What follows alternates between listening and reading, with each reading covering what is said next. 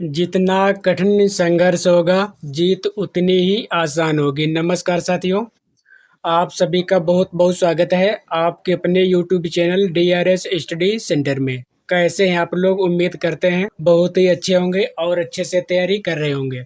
यदि आप हिंदी विषय को लेकर के UP TGT, PGT, LT grade या अन्य किसी भी एग्जाम की आप तैयारी कर रहे हैं, तो आपके लिए यह वीडियो बहुत ही महत्वपूर्ण है। ऐसा कोई एग्जाम नहीं है जिसमें इस टॉपिक से प्रश्न पूछे ना जाते हो। तो चलिए शुरू करते हैं। पहला पॉइंट, बिहारी, मतिराम, घनानंद, भूषण, रसनिधि, बोधा, आलम। भूषण इसमें दोबारा आया है। देव, सेनापति तथा पद्माकर इत्यादि हैं रीतकालीन कवि। अगला पॉइंट देखते हैं। जन्म काल के अनुसार आरोही क्रम में है केशवदास, सेनापति, देव, पद्माकर।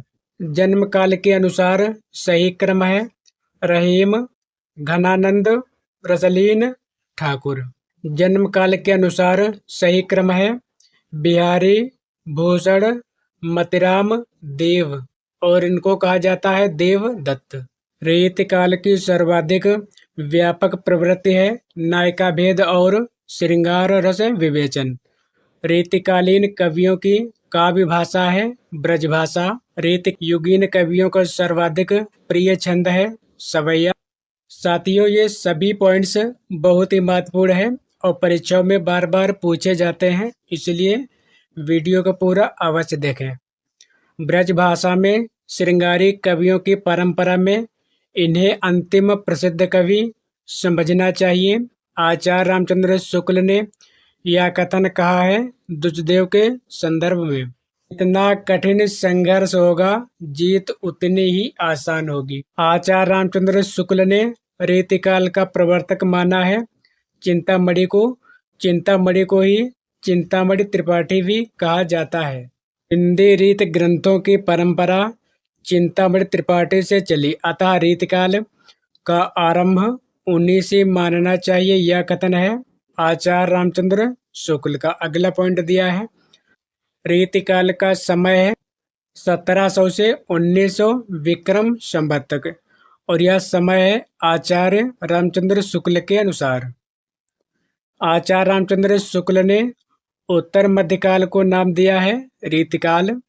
रीतिकाल को श्रृंगार काल कहा है आचार्य विश्वनाथ प्रसाद मिश्र ने। मिश्र बंधुओं ने रीतिकाल को कहा है अलंकृत काल। डॉक्टर रमाशंकर शुक्ल रसाल ने रीतिकाल को कहा है कलाकाल।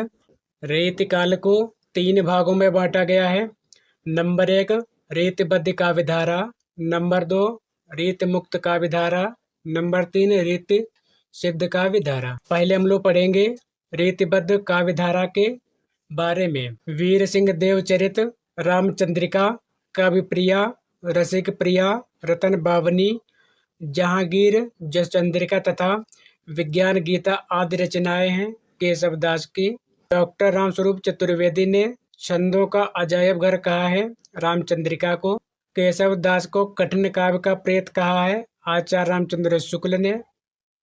भाषा भूषण ग्रंथ के रचनाकार हैं महाराजा जसवंत सिंह। हिंदी के प्रथम अलंकार निरूपक आचार्य हैं केशवदास। वेदांती मिश्र उपनाम है केशवदास का। भाषा बोल न जानई जिनके कुल के दास, यह पंक्ति है केशवदास की। अगला पॉइंट दिया है यद्यपि सुजात सुलक्षणी सुवर्ण सरल सुवृत, यह पंक्ति है केशवदास की। भूषण विनु न विराजई कविता बनिता मित्त, यह पंक्ति है केशवदास की। अगला पॉइंट दिया है रीतिकाल को सर्वप्रथम श्रृंगार काल का नाम रखने का सुझाव दिया है आचार्य रामचंद्र शुक्ल ने। आचार्य भिखारी दास कृत प्रमुख काव्य शास्त्रीय ग्रंथ है काव्य निर्णय तथा रस सारांश। श्रृंगार निर्णय के रचनाकार हैं भिखारी दास, ये रीतिबद्ध कवि हैं। अगला पॉइंट दिया है शतरंज शतिका कृत के रचनाकार हैं भिखारी दास।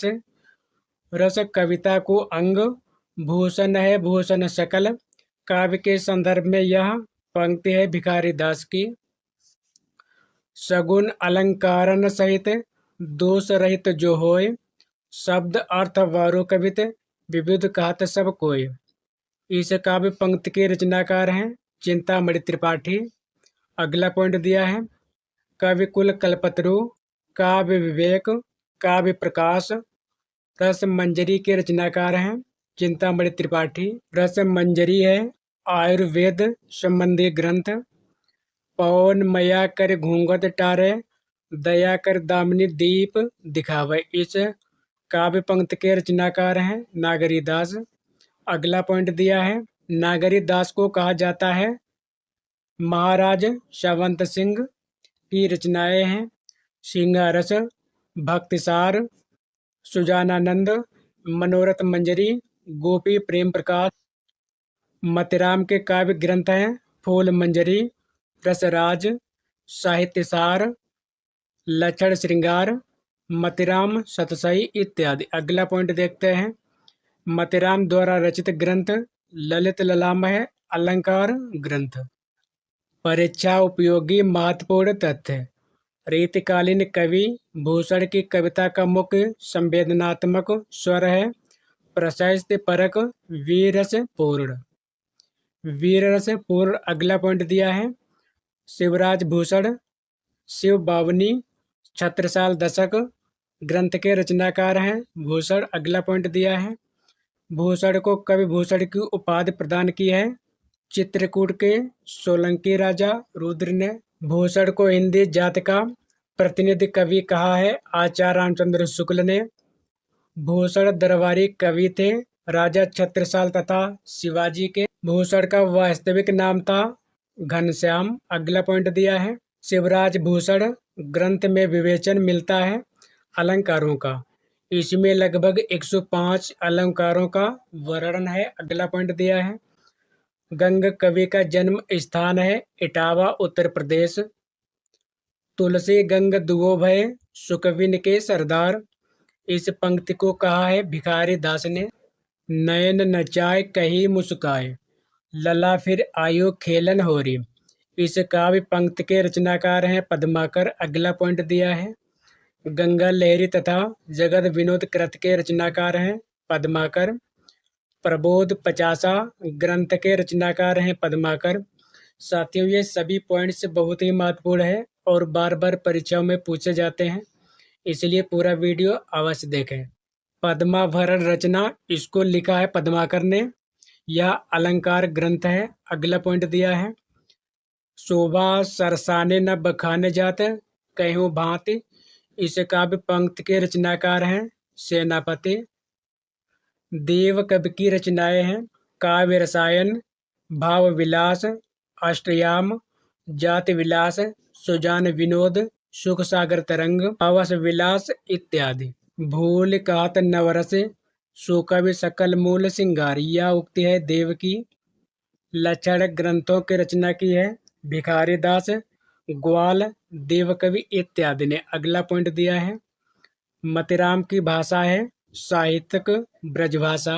रीतिबद्ध कवि हैं केशवदास, चिंतामणि, भिखारी, देव, मतिराम, पद्माकर इत्यादि।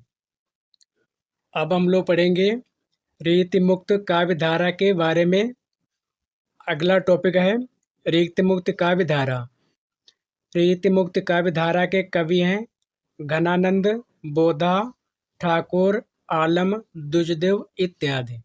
यह निसंकोच कहा जा सकता है कि भाषा पर जैसा अचूक अधिकार इनका था वैसा और किसी कवि का नहीं। आचार्य रामचंद्र शुक्ल का यह कथन है घनानंद के संदर्भ में। वियोग श्रृंगार के प्रधान मुक्त कवि हैं घनानंद। अगला पॉइंट दिया है घनानंद की रचनाओं की भाषा है ब्रजभाषा। लोग हैं लाग कवित्व बनावत, मोह तो मेरे कवित्व बनावत। इस काव्य पंक्ति के रचनाकार हैं घनानंद। अति सुधो स्नेह को मार्ग है। इस काव्य पंक्ति के रचनाकार हैं घनानंद। सेक लीनो मीन मृग खंजन कमल नयन, सेक लीनो जसो प्रताप को कहानो है। ये पंक्तियां हैं ठाकुर की। अमी हलाहल मद भरे श्वेत श्याम रतनार। यह काव्य पंक्ति कवि रसलीन की रचना है अंग दर्पण सैयद गुलाम नबी रसलीन में संग्रहित है। यह प्रेम का पंथ कराल महा तलवार की धार पे धावनो, यह काव्य पंक्ति है बोधा की। कवित्त रत्नाकर में कुल अध्याय है 5 तरंग या अध्याय। कवि रत्नाकर की भाषा है ब्रजभाषा। बोधा का असली नाम था बुद्धसेन। अगला पॉइंट दिया है, इसका नामा तथा विरह वारिस के रचनाकार हैं बोधा। सुजान चरित्र के रचयिता हैं सूदन। मतिराम बिहारी तथा वीरेंद्र ने रचना की है सतसई की। अलंकार निरूपण करने वाले ग्रंथ हैं भाषा भूषण, ललित ललाम तथा शिवराज भूषण। लीन का मूल नाम है सैयद गुलाम नबी। बोधा एक रसोन्मत्त कवि थे। प्रेम के पीर की व्यंजना भी इन्होंने बड़ी मर्म इस परसनी युक्त से की है। यह कथन है आचार्य रामचंद्र शुक्ल का। अगला टॉपिक है रीतिबद्ध काव्यधारा। बिहारी तथा रसनिधि हैं रीति सिद्ध काव्यधारा के कवि। बिहारी अकेले कवि हैं जिन्होंने ग्रामीण संस्कृत के विरुद्ध घृणा की अभिव्यक्त की है। यह कथन है डॉक्टर बच्चन सिंह का। दृग उर्जत टूटत कुटुम जुरत चतुर चितप्रीत, यह पंक्ति है बिहारी की। सनिक का जल चक झक लगन उपज्यो सुदन स्नेहु, क्यों न नृपति है भोग वै लही सुदेश सब देहु। बिहारी के इस दोहे में प्रकट होती है उनके ज्योतिष ज्ञान की भोग्यता। अगला पॉइंट दिया है, बिहारी सतसई में दोहों की संख्या है 719। कुछ स्रोतों में 713 भी मिलता है। नोट, रीतिकाल का विभाजन सामान्यतः रीतिबद्ध, रीति सिद्ध तथा रीति मुक्त काव्यधारा के रूप में किया गया है, किंतु रीतिबद्ध तथा रीति सिद्ध काव्य धारा के कवियों के विभाजन को लेकर अनेक विद्वानों में मतभेद भी है। साथियों, आज की सेवा यहीं पर समाप्त करते हैं। यदि आपको वीडियो पसंद आया हो तो कृपया चैनल को सब्सक्राइब, लाइक, शेयर और कमेंट करना बिल्कुल भी ना भूलें। अगला वीडियो आपको किस टॉपिक पर चाहिए कमेंट करके अवश्य बताएं। पूरा वीडियो देखने के लिए बहुत बहुत धन्यवाद।